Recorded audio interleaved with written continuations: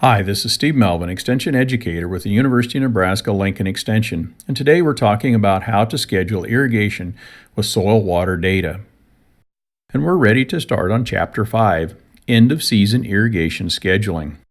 The chart that is in the middle of this page has been discussed in previous videos, so if you've not watched those, I would suggest you go back and understand how it's laid out and how to use the chart.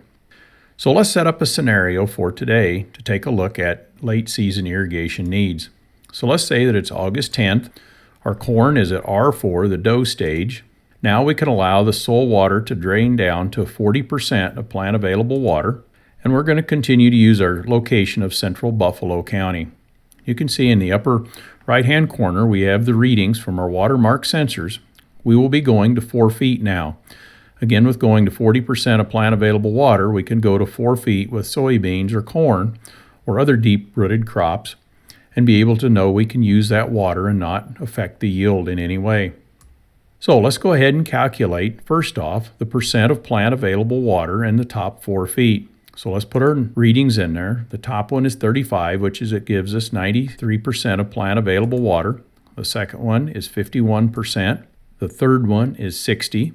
And the fourth foot is 73% of plant available water.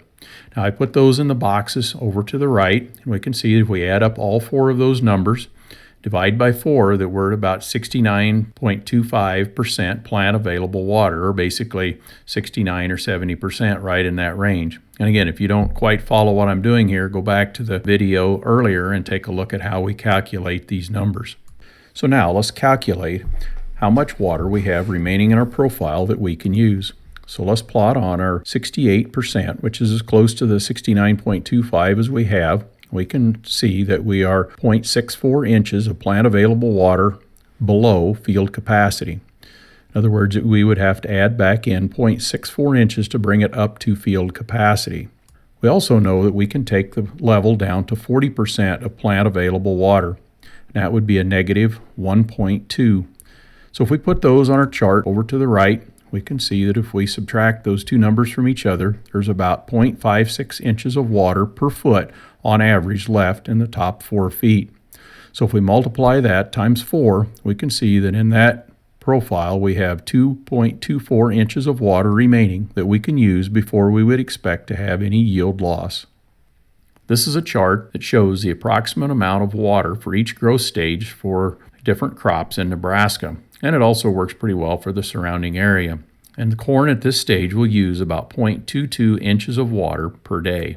So if we come over here, and you can see in our box with the blue highlight around it, we can take 2.24 inches of water that we have divided by the 0.22 inches per day. We have enough water for about 10 days. So we can wait just a little while before we start the pivot up again to put some more water on. But we would probably not want to wait the full 10 days until we recalculate. Now let's go on and see how much water is required to get this crop to maturity. Corn at the R4 dough stage takes about 34 days to finish the crop to take it to maturity, and it will use about 7.5 inches of water. So if we come over and look at the number of days, today's August 10th plus 34 days would be about September 13th is when we would expect the crop to mature. And we can see that if we've got the 0.24 inches of water remaining in our profile, we need 7.5 inches of water. Subtract that amount out, we can see that we will be short by about 5.26 inches of water to mature the crop. So what do you think? Should we get busy and start the pivot up and put on 5.25 inches of water? Well, let's take a look at one more factor before we make that decision. This chart shows the amount of rainfall that comes each week during August. So remember, we're in central Buffalo County. We can see that we would have about 0.6 inches of water from rainfall each week. And if we take a look at the September map, we can see that it's about 0.55 inches of water per week for the 2 weeks it's in September. So if we come back in and add that into our box over here, we can see the 5.26 inches of water that we're short. If we add in the 0.6 per week times 3 weeks, we can see about 1.80 inches from that. So that's, if we get average precipitation, that's a nice amount of rain that we'd get here yet in August. And then in September, 2 weeks at 0.55, we might get 1.1 inches. So in that case, we're still about 2.36 inches of water short if we get average precipitation. But now we've got some feel for what we need to do to move towards the end of the season and use up as much water as possible. We know we've got about 10 days worth of moisture left, and so if we'd wait about 5, 6, 7 days and recalculate this again and see where we're at, and if we don't get any rainfall, maybe we want to go put on some more water at that point. If we get some really good rains, maybe we want to wait just a little bit longer, but continue to calculate it into the season. But we really need to start this pretty early, like the 10th of August, to figure out so we can anticipate rain and take it into account and move towards the end of the season where we'll try to use up as much of the stored soil water as possible.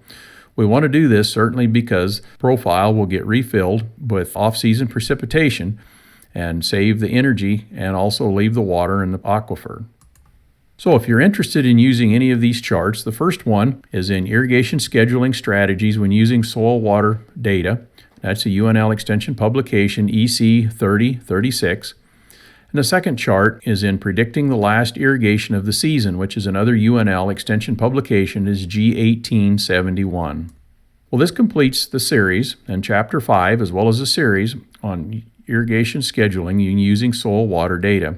Thanks for taking time to take a look at it.